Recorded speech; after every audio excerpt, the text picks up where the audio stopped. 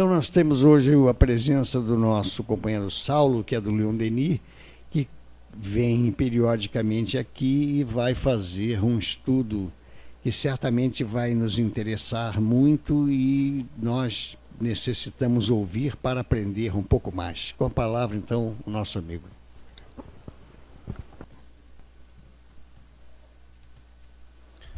Muito boa noite a todos. Que as nossas primeiras palavras sejam sempre de uma profunda gratidão a Deus, que tem nos oportunizado a doutrina espírita, a todos nós um pouco mais do que isso. Ele tem também nos dado a oportunidade da casa espírita, séria e organizada, para o nosso estudo e, sobretudo, para a nossa renovação moral. Pensando naquilo que poderíamos trazer em torno de uma reflexão espírita para a noite de hoje, nós nos lembramos que há 4 dias comemoramos os 156 anos do Livro dos Espíritos, que na verdade para nós acaba sendo também a data de fundação da doutrina espírita sobre a Terra. E imaginamos que talvez fosse necessário dar um destaque à importância, ao objetivo, à função da doutrina espírita em si mesma, em nossas vidas, fazendo um contraponto com aquilo que o mundo material ainda hoje nos apresenta como solução de felicidade.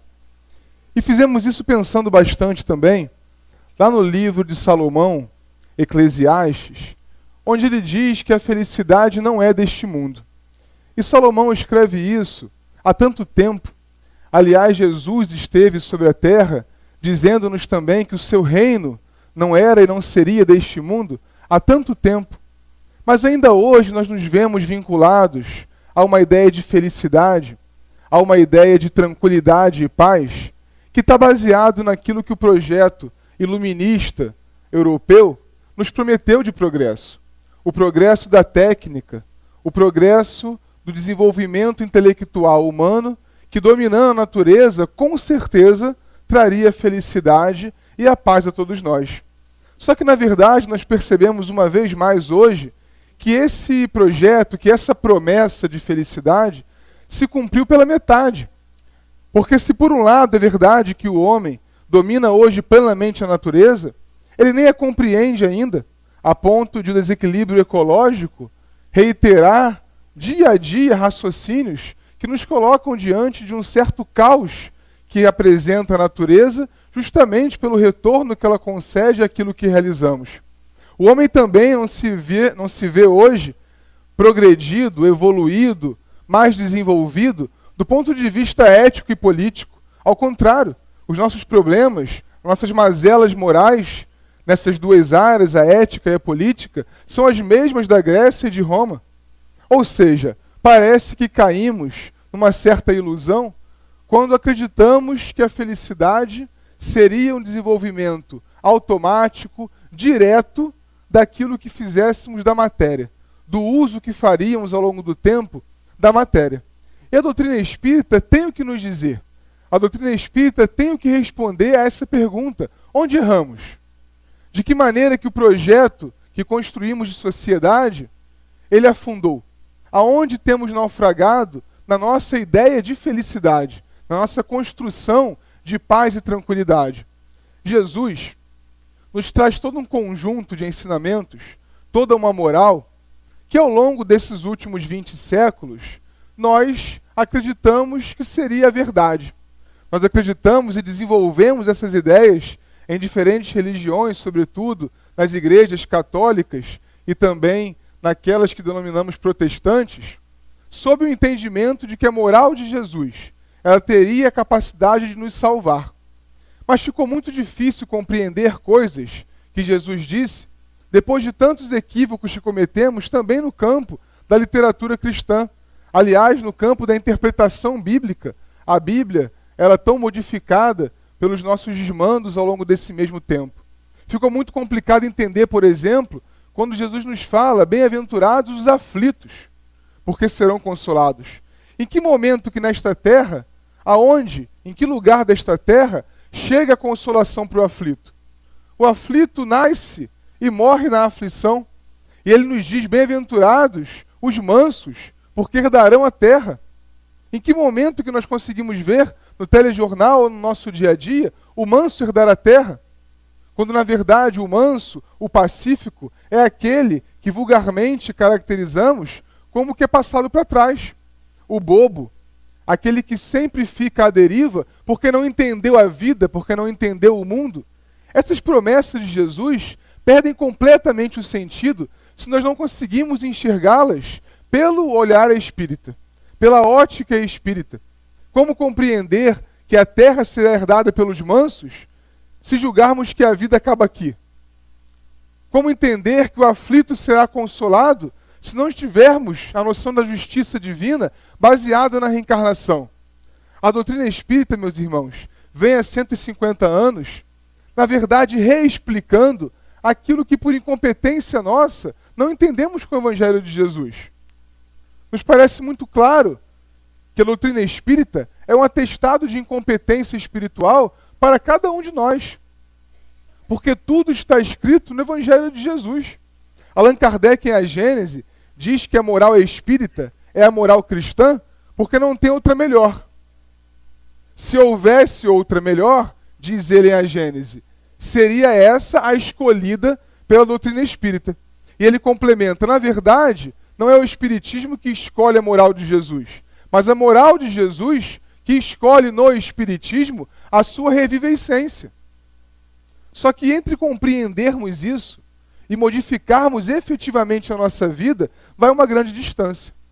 Quantos de nós compreendemos de verdade essa ideia lá em Salomão, depois no Evangelho, e agora tão claramente reexplicada em O Livro dos Espíritos, de que não adianta buscar a felicidade na matéria? Ou ao contrário, quantos de nós, e esses seremos a maioria, temos dia a dia ainda nos enganado, ainda nos iludido, crendo que no poder transitório, ou na sensualidade, ou ainda no privilégio dos acontecimentos políticos, encontraremos a felicidade? Quantos de nós temos vivido efetivamente o Evangelho? E quantos de nós temos modificado a nosso bel prazer a própria leitura da Bíblia para que os nossos interesses fossem atendidos? Nós precisamos avaliar em algum momento o que a doutrina espírita quer de nós. O professor Newton Boechat dizia de maneira muito pertinente e até inteligente, né, uma marca sua, essas tiradas tão inteligentes. Ele dizia que uma coisa é entrar no espiritismo. E todos nós fizemos isso já, né? À medida que estamos aqui na Casa Espírita, por pelo menos 40 minutos, diz André Luiz, temos informação espírita suficiente para a salvação. Mas, dizia o professor Newton Boechat, o mais urgente não é entrar no espiritismo, mas deixar que o espiritismo entre na gente. O que é muito mais complicado. Porque não tem a ver, ao contrário do que acreditávamos até bem pouco tempo, em outras crenças cristãs, mas tão equivocadas da palavra de Jesus, da moral de Jesus, não basta estar no templo religioso para ser salvo. Aliás, a questão da salvação precisa ser elaborada em nossa mente como uma ideia de trabalho, de esforço. Não é possível, e logo na entrada do Livro dos Espíritos, lá no texto em que Kardec coloca o título de Prolegômenos, onde ele trabalha a ideia central que os espíritos fundadores da terceira revelação trabalham em sua mente para a divulgação da obra espírita, dizem isso a ele, né? Uma série de assinaturas estão ali, não importa exatamente o nome, como diz Allan Kardec, mas a seriedade dos espíritos que fundam essa obra, que escrevem o Livro dos Espíritos, sob a égide de organização do Espírito Verdade. E eles dizem lá, será sempre a necessidade do trabalho o motivo do progresso humano. Estará sempre explicado pelo esforço a ideia da salvação espírita. Nós não somos salvos porque vimos a casa espírita. Não somos salvos porque acreditamos em Jesus. Isso nós temos feito e dito há séculos. O problema é a renovação que vamos fazendo dentro de nós. Com todo respeito, percebemos até um certo equívoco, um certo desvirtuamento na ideia da transição planetária, que é tão elaborada atualmente nos meios espíritas, porque parece ao contrário daquilo que Allan Kardec coloca lá em A Gênese, mais uma vez, que a transformação ela é da Terra, que a renovação ou que a transição é do planeta. Quando, na verdade, o planeta, a Terra, a matéria que constitui o globo, nada importa. O que é a evolução da Terra, senão o nosso progresso? Senão a elaboração de uma ética mais cristã em nossos corações. Não haverá a transformação do planeta, senão pela transformação dos homens que habitam este planeta. Em o Evangelho segundo o Espiritismo, no capítulo 5, Bem-aventurados os aflitos, François Nicolas Madeleine, ele nos traz essa mensagem: a felicidade não é deste mundo. E ele fala que precisamos correr atrás para que um dia seja. É muito interessante o raciocínio do Espírito, porque ele vem dizendo que a felicidade não é deste mundo ainda. A felicidade não é deste mundo por enquanto. Porque, na verdade, a felicidade não tem sido o nosso alvo principal. E aí é que nós vamos raciocinando a diferença abrupta da doutrina espírita para as outras interpretações cristãs. Porque se nós somos os construtores do nosso destino, a felicidade está em nossas mãos. A Terra, enquanto mundo material, ela vai se ver numa condição de regeneração, por exemplo, quando a metade dos seus habitantes, mais um, ou seja, a maioria, quando pelo menos a metade dos seus habitantes mais um, tiver já deixado tocar o seu coração pelo amor, pela caridade. É essa bandeira espírita. Fora da caridade não há salvação. Como ouvimos já aqui hoje, não é o templo, não é a religião, não é a denominação sobre a qual estamos reunidos que vai nos dar uma identidade, um carimbo, um passaporte para o reino dos céus. Aquele reino dos céus que Jesus falou, que não era exatamente neste mundo a se construir, ou pelo menos não com as bases sobre as quais este mundo está construído ainda hoje, é capaz de acontecer em nosso coração. E quando isso acontece dentro da gente, naturalmente que as relações que estabelecemos vão mudando também. Nós percebemos isso em família. Quantas vezes queremos que o outro mude pela força da nossa vontade, esquecidos de que pelo nosso exemplo fica muito mais fácil influenciar na mudança do outro. Quantos de nós cometemos esse equívoco, levando para casa, para aqueles que não vêm à casa espírita, por exemplo, uma reflexão equivocada? Quantos de nós chegaríamos hoje à noite de volta ao nosso lar, e talvez não faremos isso hoje, porque vou falar desta forma, né, claramente para vocês, mas quantos de nós chegamos várias vezes, todos nós, em nosso lar e dizemos assim: olha, hoje o que eu ouvi lá na casa espírita foi para você. Você tinha que estar lá. O fulano disse tudo o que você precisava ouvir. Quando, na verdade, com Allan Kardec, a gente sabe que o acaso não existe. Então, se não é ele, se não é ela que estão sentados aqui hoje, mas sim eu, é porque eu estou precisando ouvir isso. É porque, na verdade, a transformação mais urgente é a minha. É porque a única renovação que está sob a minha responsabilidade, que está ao meu alcance, é a minha própria renovação. Emmanuel fala que a salvação espírita é uma autoiluminação. Que a salvação espírita é a autossalvação. Ou seja, é aquilo que eu posso fazer para o meu progresso. Só que nós ainda temos, com o iluminismo europeu, com a ideia centralizada na matéria, no materialismo do positivismo, nós temos acreditado que a felicidade é possível nesse mundo. Que a felicidade material, ela é a única que tem a capacidade de nos tornar criaturas mais tranquilas, mais pacíficas.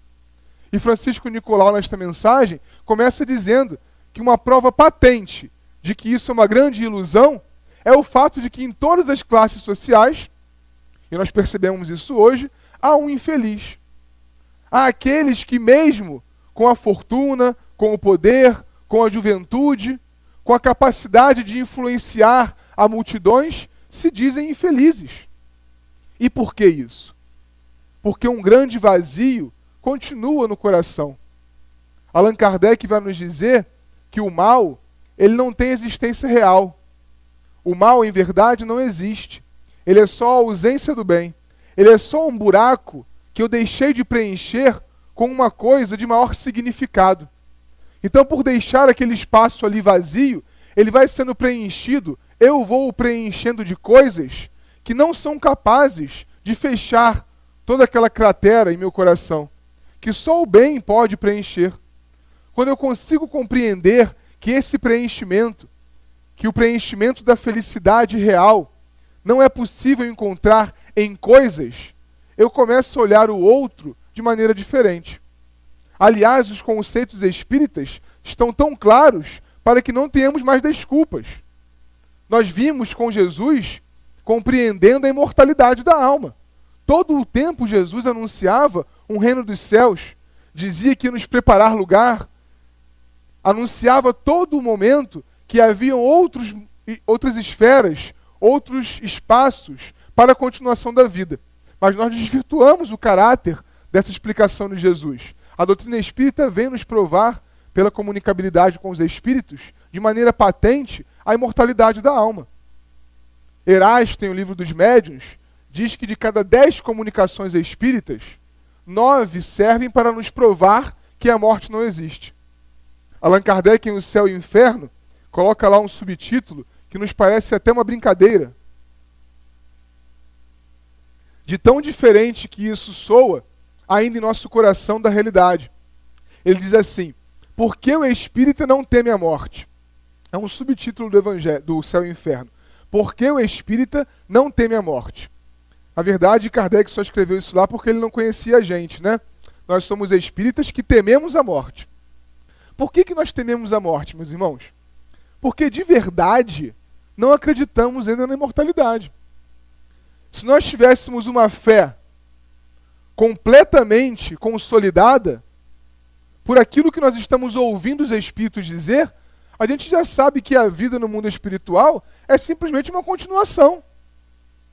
Talvez seja esse o problema, né? Por medo de continuar como estamos, a gente morre de medo da morte. Um outro professor contemporâneo de Nito de Barros, o José Jorge, dizia isso, né? Eu não tenho medo da morte, eu tenho vergonha, porque eu vou chegar do lado de lá e vou me ver diante de mim mesmo. Isso a gente pode ter. É muito bom que tenhamos vergonha daquilo que somos, porque esse é um primeiro passo para nos modificarmos. Mas o temor da morte, essa ansiedade em que ficamos por desejar a vida eterna, e a ciência materialista continua insistindo nesse aspecto, procurando atrasar a morte pela renovação da vitalidade do corpo físico. É claro que esse é um progresso desejável, né? Nós sabemos que conforme o nosso progresso espiritual chega, e sabemos isso pelas descrições da Revista Espírita de Kardec, lá de Júpiter, a vida material ela dura mais tempo. É real o esforço que a ciência faz por esse progresso. Mas não podemos nos enganar achando que é possível ser eternos nesse corpo. Esse corpo vai acabar. A vida material, ela vai deixar de ser. E nós levaremos alguma coisa disso. Nós temos exercícios diários que nos fazem perceber que para desencarnarmos, basta estarmos encarnados. Hoje mesmo, né, vivemos lá no Centro Espírita Leon Denis, mais uma experiência, um companheiro nosso de 38 anos, teve um infarto fulminante e desencarnou. Ainda anteontem estávamos com ele numa assembleia dessa, conversando sobre o espiritismo, e aos 38 anos o companheiro desencarnou. Nós ficamos a pensar, né? Será que estamos preparados para daqui a 8, 10, 15 anos, 2 horas talvez, não é praga, tá? Não estamos jogando praga para ninguém. Mas se daqui a 2 horas desencarnássemos, depois dessa palestra chegarmos em casa, fizermos nossa prece, agora soa como praga, né? Desencarnássemos. De que maneira chegaríamos no mundo espiritual? Estaríamos preparados para isso? Esse apavoramento, que é o sinal mais característico da nossa organização psicológica, é fruto de quê? Se não daquela incredulidade que o Gilson destacava aqui no início, do nosso companheiro do Evangelho. Nós precisamos, aliás, como ele, todas as noites, pedir que Jesus ampare a nossa incredulidade. Porque esse é um ponto primeiro, que com a doutrina espírita precisamos extirpar do nosso coração. A nossa proposta hoje é responder a essa pergunta: por que a doutrina espírita em minha vida hoje? Para que a doutrina espírita chegou em minha vida? Porque, meus irmãos, nós somos uma parcela muito pequena da humanidade. No Brasil, que é o maior país espírita, os dados oficiais falam em 4% dos religiosos. Por mais que haja toda uma gama de simpatizantes, né, que frequentem outras denominações cristãs e também a casa espírita, nós somos muito poucos ainda. Ao redor do mundo, ninguém conhece a doutrina espírita, mas nós conhecemos. Por que isso? O que nos caracteriza? O que nos diferencia em relação aos outros irmãos que não conhecem o Livro dos Espíritos? Porque sermos mais evoluídos parece não ser o caso. Quantos irmãos não espíritas se entregam ao sacrifício de maneira muito mais cristã do que nós? Quantos irmãos que se dizem materialistas se salvam mais rapidamente do que nós? Um exemplo muito claro que tivemos no Brasil foi Betinho, Herbert de Souza. Aquela criatura era ateia, ele se dizia ateu, absolutamente convicto na não existência de Deus. Mas fora da caridade, ele nunca esteve. E com certeza, pelo pensamento espírita, ganhou a salvação.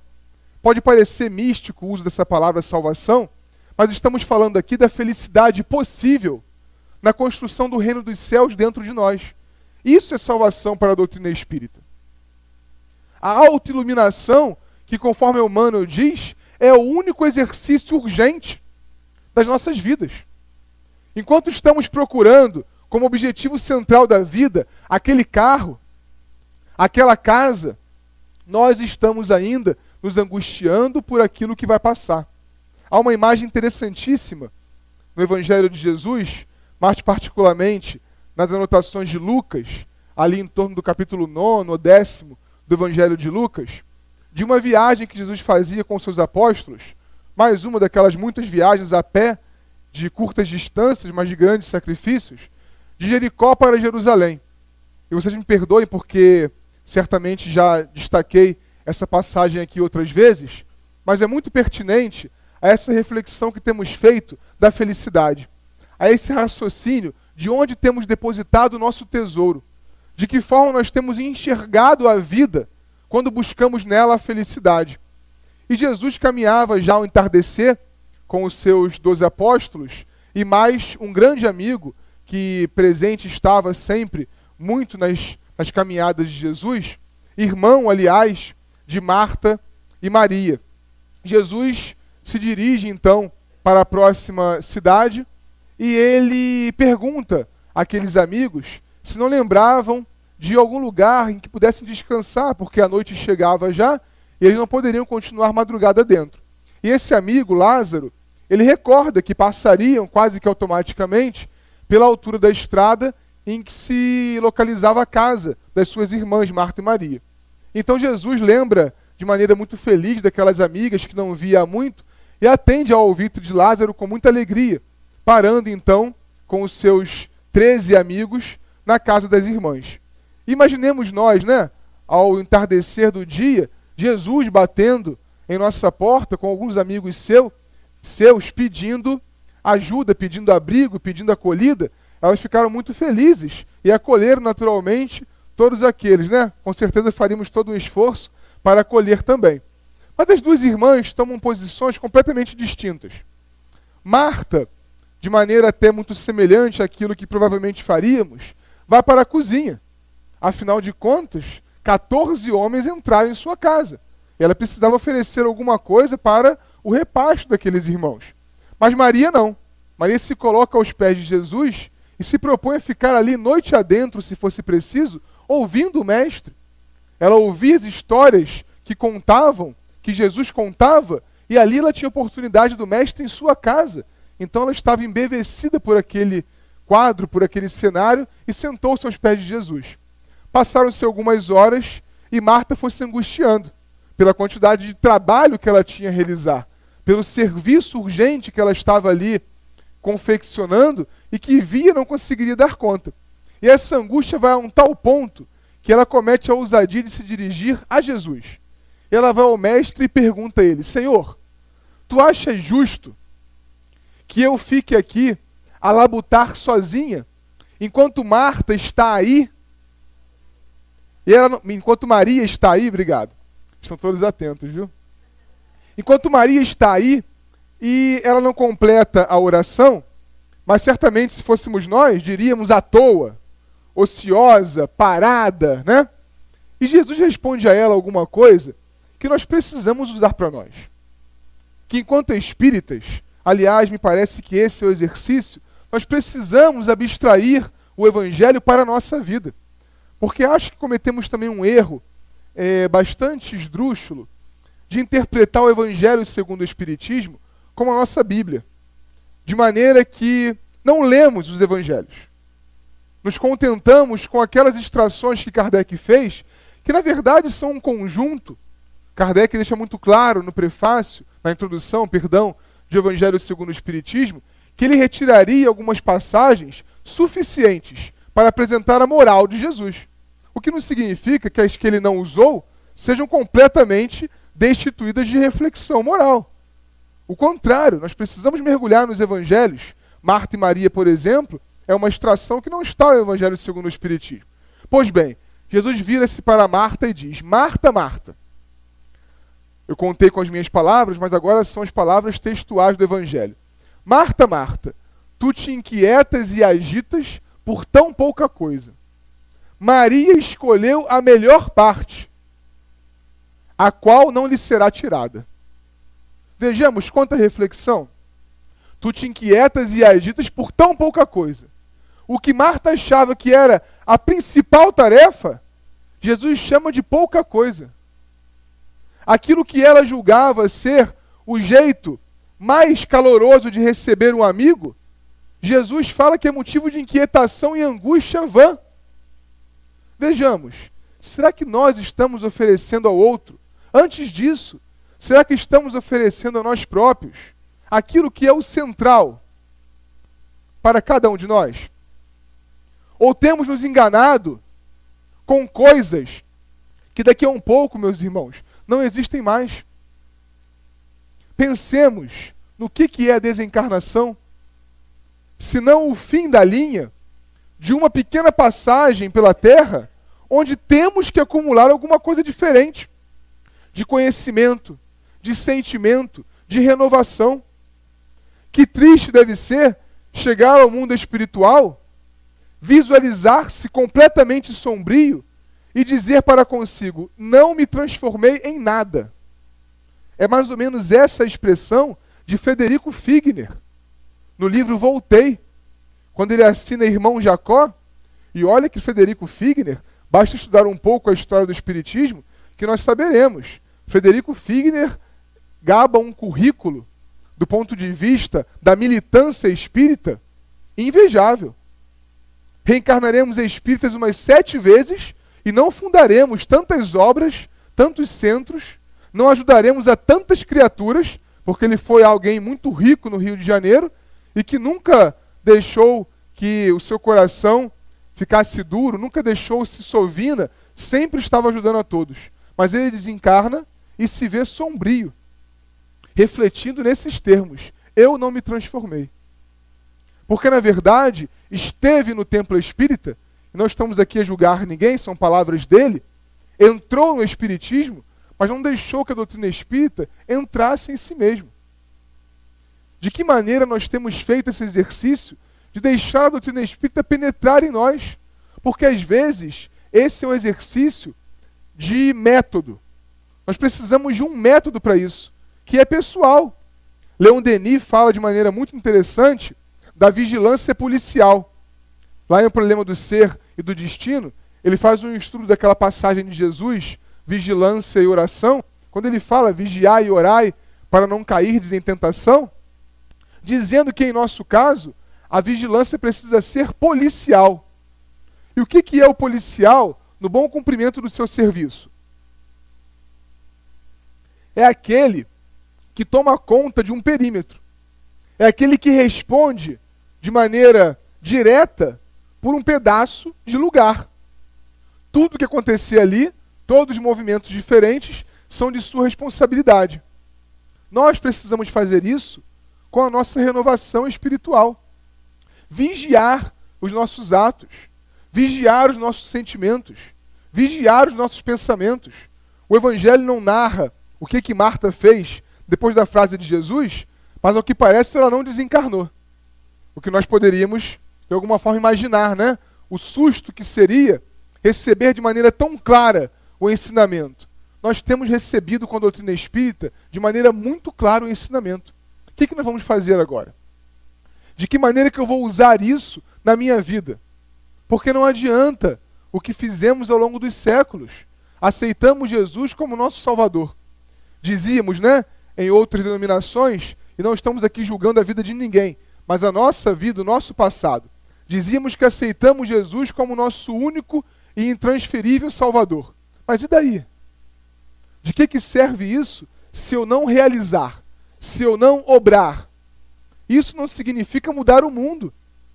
Porque uma outra interpretação equivocada que fazemos da felicidade é acharmos que o problema que está lá fora, eu vou resolver. O problema do outro, o problema da sociedade, o problema da família, o problema do círculo profissional, eu vou resolver. E quando eu penso assim, eu esqueço de me resolver.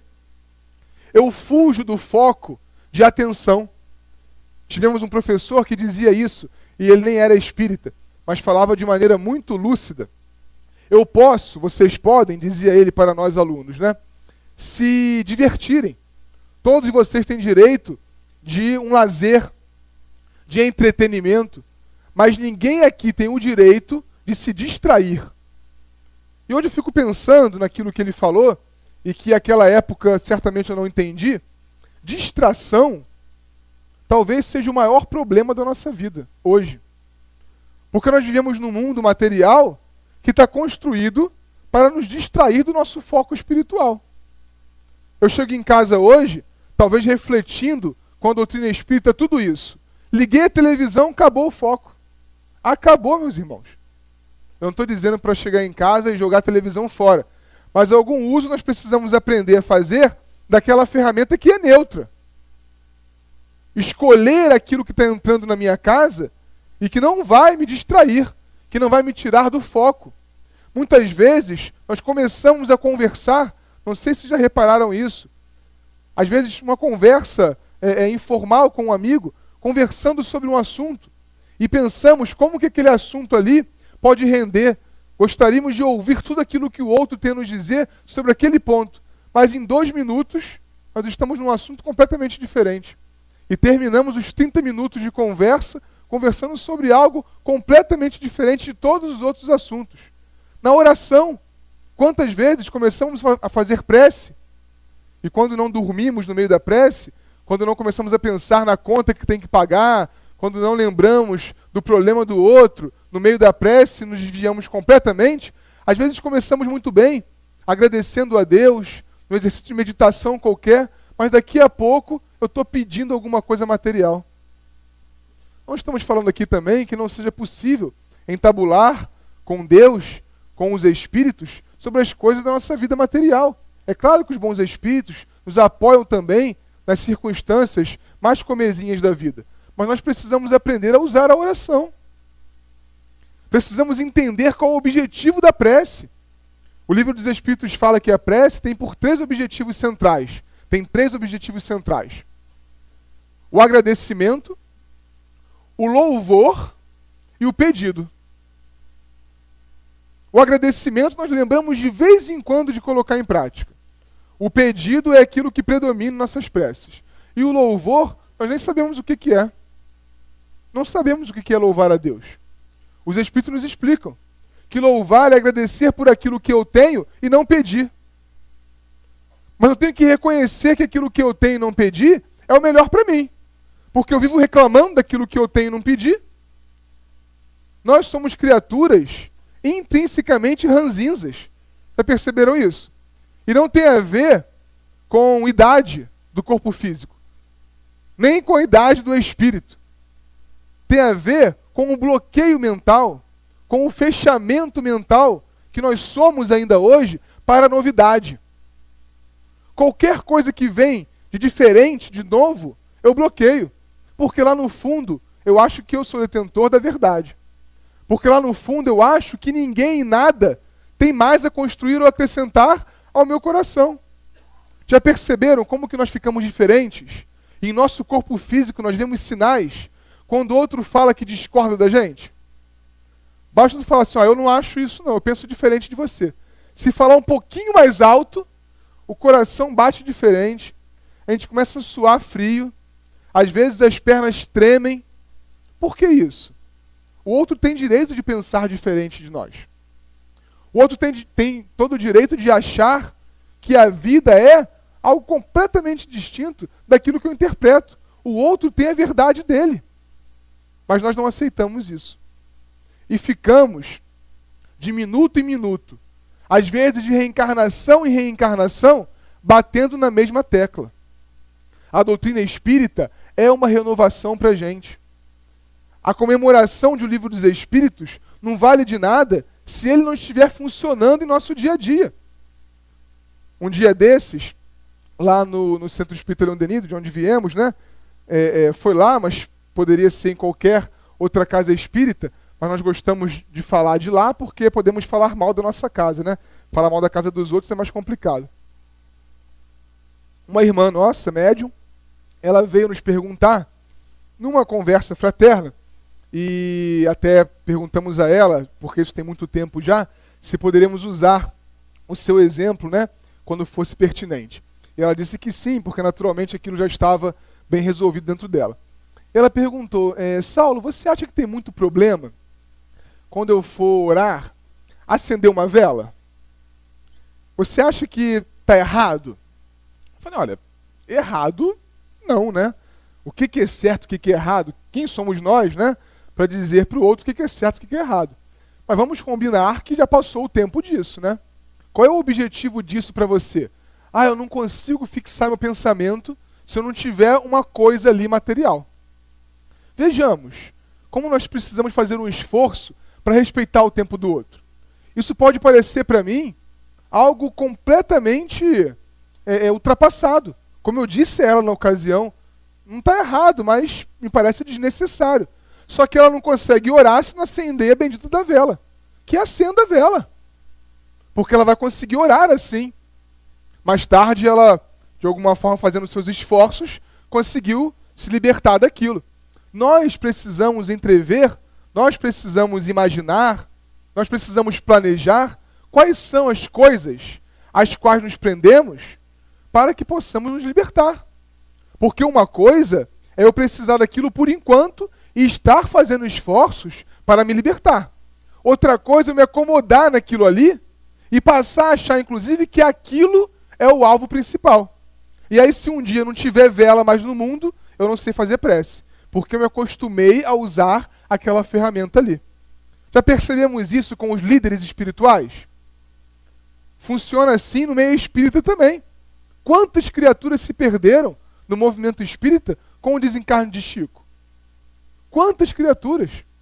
O Espiritismo em Uberaba é uma outra doutrina depois que Chico desencarnou. Porque as criaturas estavam ali se apegando muito mais à figura humana do que à doutrina. Fundando, inclusive, nesse momento, às vezes, obras, fundando eventos, fundando casas, onde são muito mais chiquistas do que espíritas. Nós, muitas vezes, estamos muito mais numa posição kardecistas do que espíritas. Muitas vezes estamos numa posição muito mais da crença dos santos católicos do que da doutrina espírita. Porque fazemos dos espíritos, muitas vezes, os santos, nos devotando a uma figura que ainda é até necessária, mas que não será para sempre. Nós precisamos entender o objetivo da doutrina espírita para não nos enrolar no uso dela. Quantas vezes acreditamos, por exemplo, que estudar a doutrina espírita é a principal coisa? E quantos irmãos, quantos de nós, se não fizermos exercícios de vigilância, nos perdemos pela vaidade intelectual, mesmo no meio espírita? Porque agora eu entendi o que é o perispírito. E de que importa ser o doutor em perispírito se eu não consigo tirar as marcas do perispírito que eu tenho? De que adianta compreender plenamente a possibilidade da vida em outros mundos e ser um Delane se eu não consigo sair das bases desse mundo materialista em que eu me encontro? O principal objetivo, meus irmãos, da doutrina espírita é a nossa renovação. Por isso que nós falamos que estamos aqui, na verdade, revivendo, repetindo, por incompetência nossa, o Evangelho de Jesus. É uma opinião pessoal, é uma opinião absolutamente pessoal, mas me parece que, muito ao contrário do que alguns pensam, a doutrina espírita como um merecimento, nós talvez sejamos criaturas muito mais necessitadas de explicações claras para que possamos seguir. Porque há irmãos nossos que, pelo exercício da fé, não precisam entender muito bem, mas fazem, executam. Nós precisamos entender tintim por tintim. E às vezes, mesmo tendo entendido tudo, não conseguimos realizar. Que nós possamos objetivar em nossas vidas aquilo que a doutrina espírita objetiva para a gente. A construção de um homem de bem. A construção daquilo que Paulo chamava de um novo homem. Na sua carta aos Efésios, no capítulo 5, ele diz: o cristão é uma nova criatura. E ele diz assim: nova criatura és quando aprendestes a andar na luz. Porque antes éramos trevas, mas hoje estamos na luz do Senhor. Aprendai a andar na luz do Senhor. Vamos entender isso que Paulo está dizendo? Antes eu era treva, porque eu não conhecia, como eu conheço hoje, a lei de Deus. Jesus veio e nos apresentou o Deus Pai, nos ensinou o amor. A doutrina espírita vem com a imortalidade, com a reencarnação, com a ideia de Deus, com a comunicabilidade, com os seus postulados básicos, dizer tudo o que eu preciso entender com o meu cérebro para renovar o meu coração.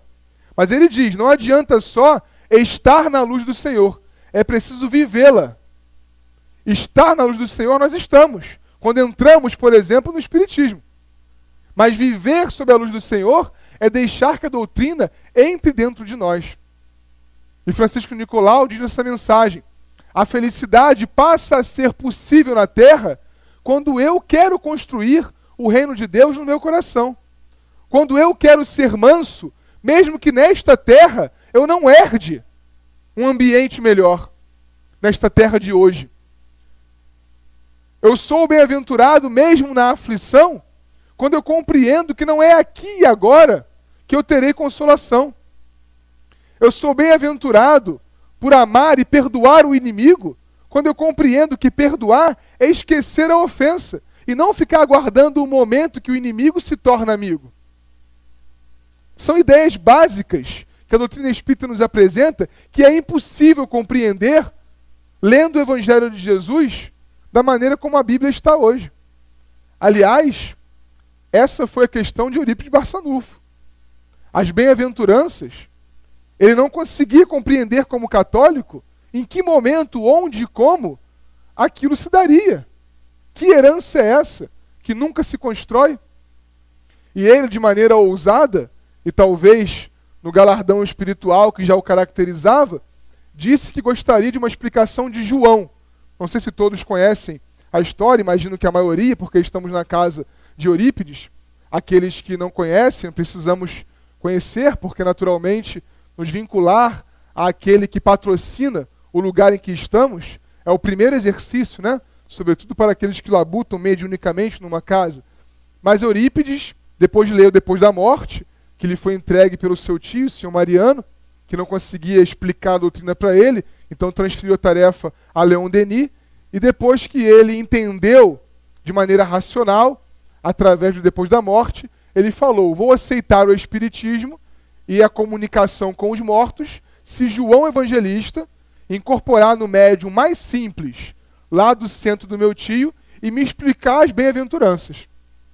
É uma pena que essa comunicação não tenha sido gravada naquela época, né? Que não fosse possível gravar ainda, porque vocês imaginem, um senhor analfabeto levanta da tribuna e João Evangelista, incorporado naquele médium, explica por mais de 1 hora a Eurípides as bem-aventuranças. As bem-aventuranças que nos estão explicadas em o Evangelho segundo o Espiritismo. Chico Xavier veio a esse mundo e nos deixou mais de 400 livros. Se nós somarmos os livros de Allan Kardec, Leon Denis, os seus contemporâneos clássicos que precisamos conhecer, Flammarion, Delane, Richer, Ivone Pereira, e os 400 livros de Chico, nós temos aí já pelo menos 1000 obras. E nós ficamos a ler esses romances, com todo respeito, meus irmãos, que só tem como objetivo destacar a organização das trevas. Um espírito nos disse, num trabalho mediúnico, quando perguntamos de maneira direta sobre essa enxurrada de literatura espírita, porque hoje vivemos uma grande obsessão através da literatura dita espírita, porque de livro em livro, de novidade em novidade, nós nos distraímos mais uma vez do foco central. E o Espírito nos respondeu assim: filho, é necessário focar a luz, porque as trevas vocês conhecem já. Isso é tão óbvio, né? Mas nós não pensamos nisso sozinhos. Precisamos que o Espírito nos diga. Eu preciso focar na luz, porque ficar estudando a treva, se eu parar um pouquinho e fizer um exercício de vidas passadas, eu vou conseguir sozinho. Porque as trevas ainda me caracterizam.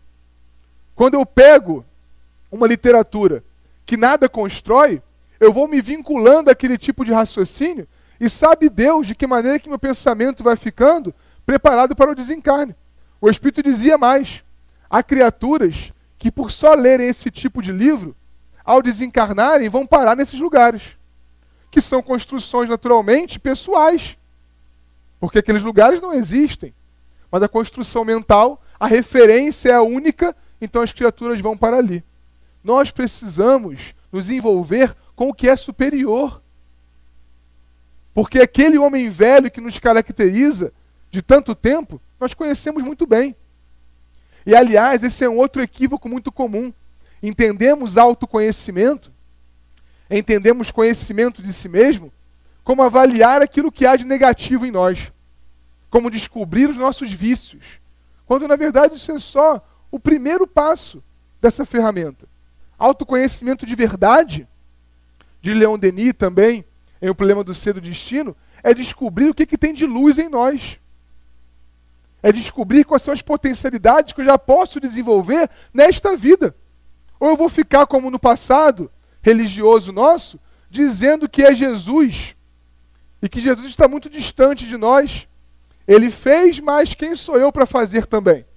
Essa é a interpretação evangélica antes do Espiritismo. Quando nós entendíamos Jesus como Deus, como a encarnação do Criador. E aí sim, quem poderá fazer o que o Pai faz? Ninguém. Mas hoje compreendemos que Jesus teve um início como o nosso. Como falamos de maneira simples com a criança na evangelização, Jesus já fez malcriação para a mãe, já jogou papelzinho de bala no chão. Nós estamos numa posição pela qual Jesus já passou. E quando ele vem a este mundo e vive o amor, ele está dizendo: olha, se eu vivi isso aqui, você pode também. Aliás, no capítulo 10 de João, no versículo 10 também, ele fala: o mundo nos traz aflições, mas tem de bom ânimo, porque eu venci o mundo. Querendo dizer que se ele venceu o mundo, nós poderíamos vencer também. Aliás, em outros momentos nos fala de maneira mais clara: vós sois deuses, vós sois o sal da terra, a luz do mundo. Meus irmãos, nós acreditamos de verdade nisso? Ou nós preferimos a depressão? A depressão é o contrário disso. Eu acredito que eu sou a treva do mundo, que eu sou a escuridão. A depressão, que é o que mais mata hoje no mundo, né? A OMS, a Organização Mundial da Saúde, renova seus relatórios evidenciando isso. A depressão mata muito mais do que os diversos cânceres, do que as pandemias, do que as doenças tropicais. E a depressão é o contrário da oração. Na oração, eu saio de mim mesmo e busco o superior. Na depressão, eu me tranco em mim. E essa é a grande diferença que a doutrina nos apresenta. Sozinhos, nós não vamos conseguir. Não conseguimos sozinhos. E por isso nós não estamos sozinhos. Nós sempre temos o apoio necessário para sairmos de nós mesmos e buscar o mais superior. Sempre vai ter alguém do nosso lado, encarnado ou desencarnado, desencarnado necessariamente e quase sempre encarnado também, apesar de não enxergarmos quase nunca, que nos traz, que nos puxa para cima. Mas nós insistimos em enxergar aquilo que nós temos de mal. Precisamos reverter esse quadro. Ninguém tem condições de deixar de ser egoísta. Não existe esse exercício. Hoje eu vou deixar de ser egoísta. O que eu faço para não ser egoísta? Não existe isso. O egoísmo é uma ausência. Eu posso fazer alguma coisa para hoje ser solidário, ser altruísta. E sendo altruísta, eu deixarei de ser egoísta. Como é que eu faço para deixar de ser impaciente? Ninguém deixa de ser impaciente. Nós passamos a ser pacientes. Então, quando eu olho para o outro, que testa a minha paciência, e enxergo uma bênção de Deus, eu passei a olhar com os óculos espíritas. Mas não fazemos assim. Insistimos em enxergar o outro como chato. E falamos isso, né? O outro é uma desgraça na minha vida. Estamos, inclusive, blasfemando nesse momento. Porque aquela criatura foi o que Deus teve de melhor para colocar em minha vida para testar a paciência. Alguns de nós pensamos assim, né? Será mesmo que Deus é esse que pensou justamente nele, nela, como o melhor para mim? É. Porque, na verdade, nós estamos muito mal acostumados a enxergar o problema como uma coisa ruim. Quando o problema é um desafio, uma possibilidade de progresso. Mas aí nós voltamos ao nosso ponto inicial. Tem um jeito muito mais simples do que esse, mas muito mais simples de ser feliz. Basta você trabalhar 15 horas por dia, ganhar muito dinheiro, ser influente, fazer uma cirurgia plástica aqui e ali, e ter os outros sob o seu controle. Há criaturas que se julgam plenamente felizes deste jeito, enquanto a dor não bate à sua porta. Enquanto dentro da sua casa, algo que escapa do seu controle chama a reflexão. Que nós não precisemos de mais dores para refletir. Porque a dor, ela é um movimento necessário para o nosso despertamento. Depois não mais. Boa parte das dores que vivemos hoje, nós inventamos. Quando Kardec trabalha nesse capítulo 5, as causas anteriores e atuais das aflições, ele diz: mais da metade dos vossos problemas são causas atuais. Porque hoje, por estarmos vivendo mais uma vez sob a bandeira do materialismo, para o cristão moderno um grande desafio é o consumismo, por estarmos vivendo sob a bandeira do consumismo, é que nós nos esquecemos da realidade.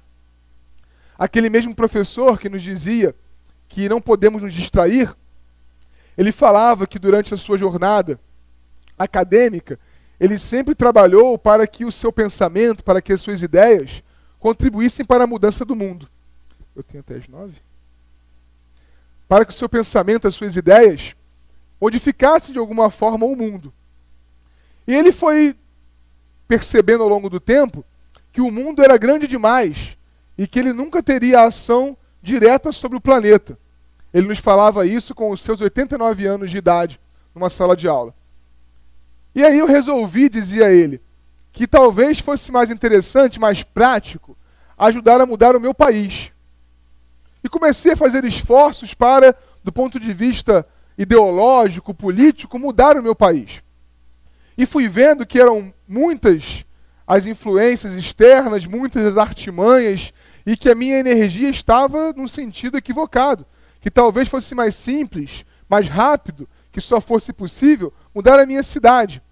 E ele foi diminuindo a sua escala de ação, a ponto de ali naquele dia, nos dizer, quase aos 90 anos, hoje eu percebo que eu não mudei nem o mundo, nem o país, nem a cidade, nem a rua onde eu sempre morei, nem a mim mesmo. Se eu pudesse recomeçar, dizia ele na sua avaliação materialista, né?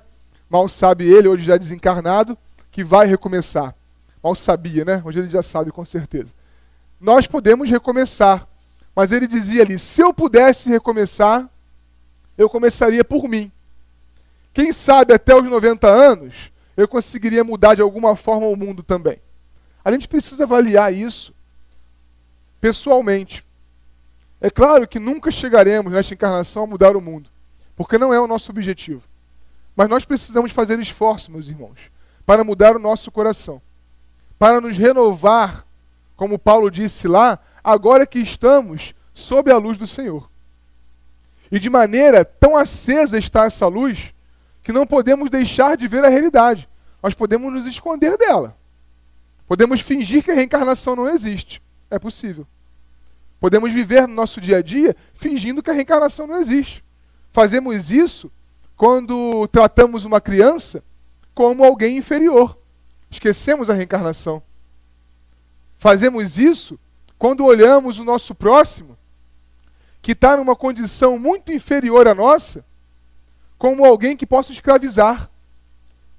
E não fazemos isso só do ponto de vista material. Quantas vezes escravizamos o outro do ponto de vista mental, do ponto de vista afetivo, controlando a realidade espiritual do outro. Podemos fingir que não existe a imortalidade. Podemos fingir que a vida acaba aqui. E vamos tranquilamente viver aquele protocolo de felicidade material. Nós podemos fingir que não estamos cercados por uma multidão invisível. Podemos achar que estamos escondendo o nosso procedimento de alguém. Mas em algum momento, se nós quisermos ser felizes, nós precisaremos considerar essas realidades. É uma realidade. Por isso que não faz nem sentido nos apavorarmos pela morte. Porque se o problema é chegarmos no mundo espiritual e nos vermos completamente expostos, saibamos, já está acontecendo isso. Porque só podemos esconder o que pensamos e sentimos desse que está do nosso lado encarnado. Porque do ponto de vista espiritual, estamos abertos, plenamente abertos ao mundo espiritual. Por isso que não faz o menor sentido fingirmos, pelo menos não na casa espírita, aquilo que não somos. Porque os guias estão vendo.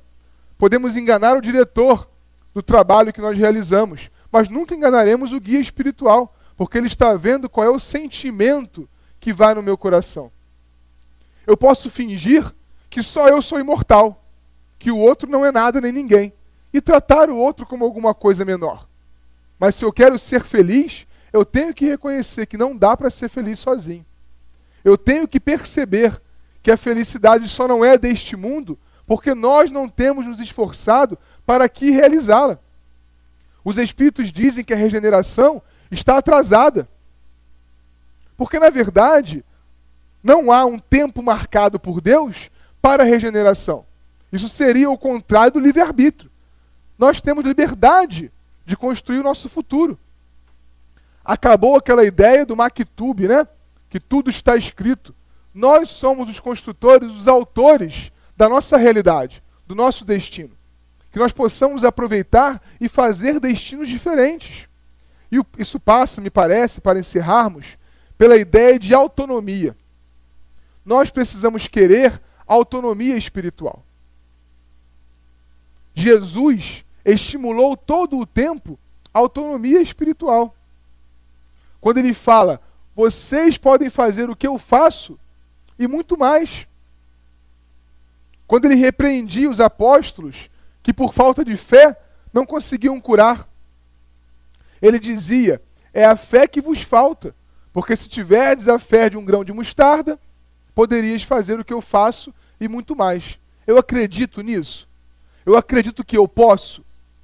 Ou assim como todas essas fugas que apresentamos aqui, nós fugimos mais uma vez acreditando que coitado de mim. Quem sou eu? Às vezes na casa espírita acontece isso, né? O dirigente convida para um trabalho e numa falsa modéstia tão boba, nós dizemos, mas eu não sou capaz de realizar isso. Nós precisamos ser capazes em algum momento. Precisamos treinar a autonomia espiritual nas pequenas coisas. Um exemplo que me parece muito claro, porque todos nós vivemos ou viveremos ainda uma experiência assim, é quando estamos num restaurante, numa lanchonete, num ambiente qualquer de refeição, acompanhados de um amigo, de um cônjuge, de alguém que gostamos e que vai ali dividir conosco aquele momento fraterno. E olhamos o cardápio de um lado, do outro, e entregamos na mão da nossa companhia e falamos assim: olha, escolhe por mim. O que você quiser para mim tá bom. Isso não existe do ponto de vista espiritual. Isso não pode existir. Como é que eu entrego o meu destino na mão do outro? Aí vejamos, se eu não sei escolher o que eu quero comer, como é que eu vou escolher o meu futuro espiritual? Um outro espírito nos dizia: vocês precisam planejar o próximo ano da vida de vocês. Os próximos 5 anos, os próximos 10 anos e o próximo século. Vejamos a profundidade disso. Eu preciso saber o que eu quero para mim daqui a um século. Mas se eu não sei o que eu quero para o ano que vem, se eu não sei o que eu quero para o resto desse ano, como é que eu vou planejar o século? Se eu não consigo planejar a refeição, como é que eu vou planejar a minha felicidade espiritual? Eu me deixo enganar. Porque avançando nesse raciocínio, existem muitas criaturas e coisas querendo escolher aquilo que nós vamos comer. Eu não preciso nem oferecer o cardápio. Ele está tomando da minha mão já. Escolher o que eu quero comer, escolher o que eu quero beber, o que eu quero vestir, o que eu quero pensar, o que eu quero dizer, o que eu quero sentir. Existem movimentos para escolher por nós. Entre encarnados e entre desencarnados. É real isso. Allan Kardec diz que o maior perigo do espiritismo, na verdade ele avança dizendo que o maior perigo da mediunidade é a obsessão. Mas só precisa ter medo da obsessão quem entrega o seu cardápio espiritual na mão do outro. Porque se eu digo que é meu, meus irmãos, não tem nenhuma força que seja capaz de tirar de mim. Porque a maior delas é a de Deus. Porque a maior delas é daquela promessa de Jesus, que hoje compreendemos diferente. Eu e o Pai somos um. Ele fala isso 3 versículos antes de dizer: vós sois deuses. Nós entendemos durante muito tempo que ele estava falando que ele era Deus. Eu e o Pai somos um, então eu sou Deus. Não, ele fala: eu e o Pai somos um, porque estamos ungidos numa coisa só. E vós podeis ser deuses. Nós diremos um dia também: eu e o Pai somos um. A distância que nos medeia do dia de hoje ao dia que diremos isso não importa. Não é a distância que importa, mas o esforço que eu tenho feito para dar o primeiro passo. O esforço que eu tenho feito para conseguir realmente deixar a doutrina tocar o meu coração. Newton de Barros dizia que há um terceiro movimento, mais complexo ainda, que é quando a doutrina sai de mim. Primeiro ela entra em mim, e depois ela transborda de mim, envolvendo o outro. Não adianta querer enfiar por goela abaixo aquilo que eu acho, penso e sinto. Até porque eu não estou nem certo se fui eu que escolhi o que eu acho, penso e sinto, ou se foi o outro que está no controle do meu cardápio espiritual. Que possamos ganhar autonomia espiritual para poder um dia transbordar a doutrina espírita. E desse jeito conseguiremos fazer a felicidade no nosso lar, no nosso ambiente profissional, na nossa pequena sociedade e no mundo, quem sabe. Que possamos começar os esforços deste jeito, de dentro para fora, do microcosmo para o macrocosmo. E assim teremos entendido qual o objetivo real da doutrina espírita. Estudemos doutrina espírita, que possamos ler. É ótimo o índice que diz que de todos os religiosos brasileiros, o espírita é o que mais lê.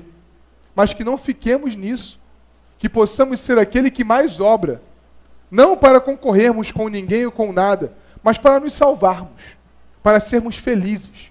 Porque se nós queremos a felicidade, e nenhum de nós diria não a essa pergunta, que nós possamos endireitar nossas veredas, como disse Jesus. Porque estamos caminhando muitas vezes no sentido oposto daquilo que queremos conquistar para nós a felicidade.